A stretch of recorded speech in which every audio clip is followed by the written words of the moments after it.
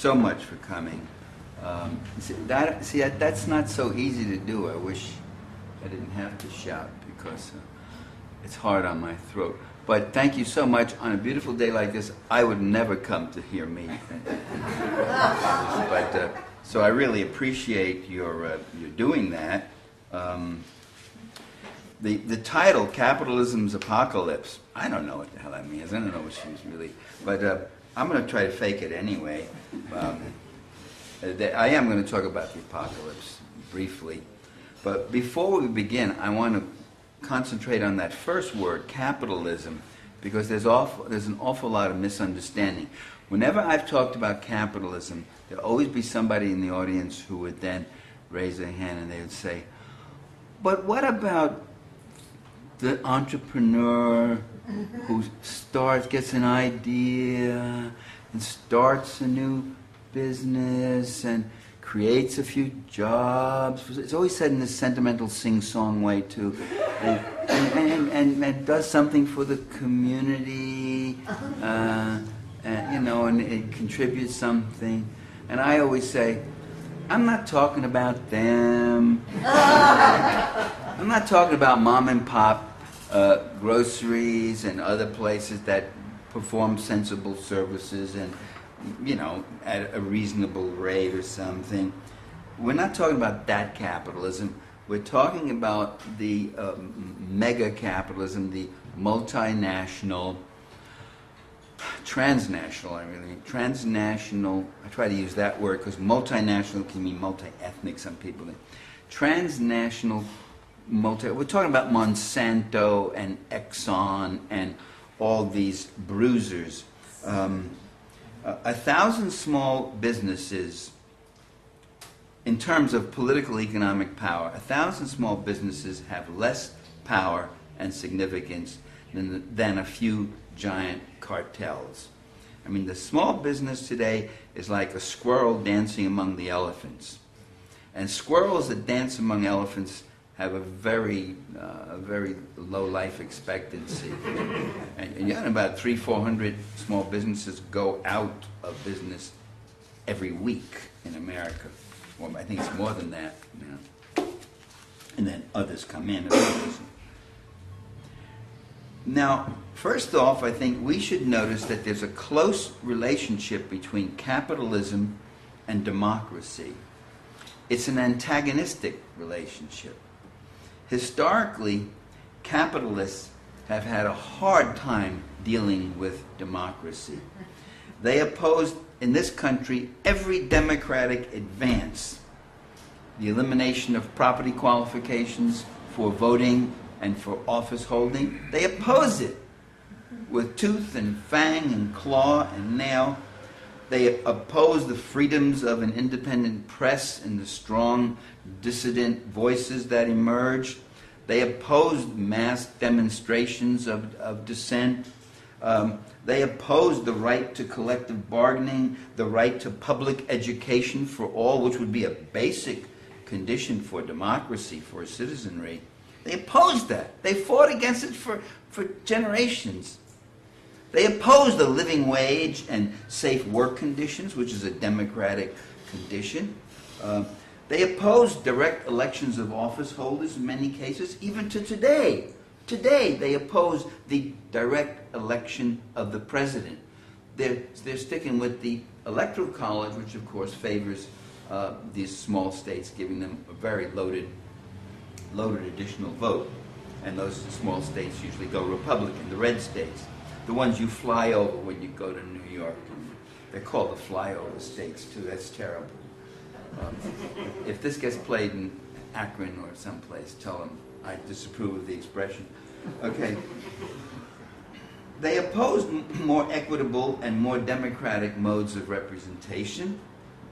They opposed proportional representation. They've gotten a good deal of proportional representation undone in Italy, getting rid of then the whole multi-party social democracy, and so you've got these two left of center, right of center parties, and it begins to resemble the American alignment in terms of how politics go. They oppose easy access to the ballot. today, as you see, conservatives, staunch warriors of capitalism, are passing laws in states like Missouri which require proof of birth. And there was that case of the one woman who was 80-something, 85, 86, who had been voting for half a century or more, and who now suddenly had to write to Mississippi to get her birth certificate, and there was no record of it. So she's being disfranchised by these laws. It is their goal to disfranchise, to limit, to constrict, to undermine, to dilute democracy, while keeping certain democratic forms, because those forms legitimate the system and they convince people that they're free and they're self-selecting in their rulers. So we should keep in mind that capitalists, historically speaking, have had a near impossible time trying to act democratic. They often cannot even abide by their own constitution. I mean, it's their constitution. It's not all that democratic. It's full of all sorts of little rigs and snares and whatever else. So to defend their unfair privileges and exploitations, they must act unfairly, undemocratically, and unconstitutionally, using force and violence, deception and manipulation. Eugene Victor Debs, the great American labor leader we know, socialist, he became aware of some of this when he was thrown in jail for struggling for the rights of working people.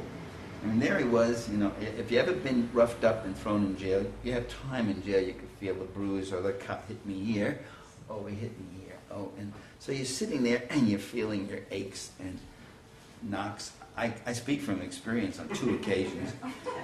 And it really gets you thinking about the democracy that you live in.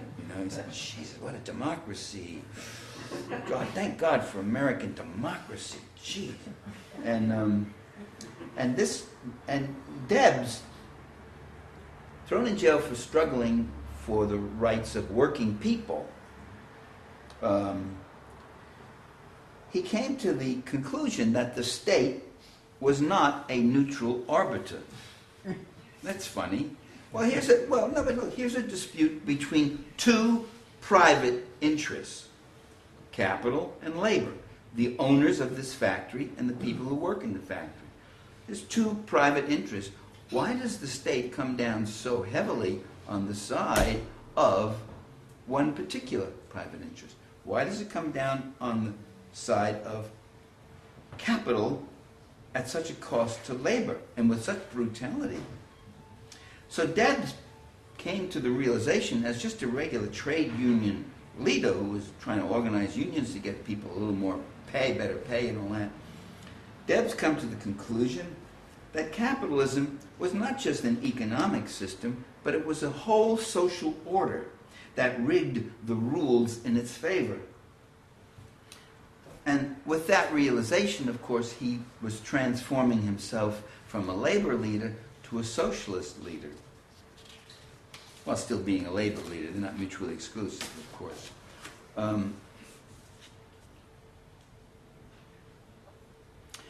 Now, while uneasy with democracy, while fearful of democracy, the capitalist class and their spokespersons and such make a big play about claiming democracy as their invention. They claim to be its progenitors, even as they subvert it, not only at home, but abroad.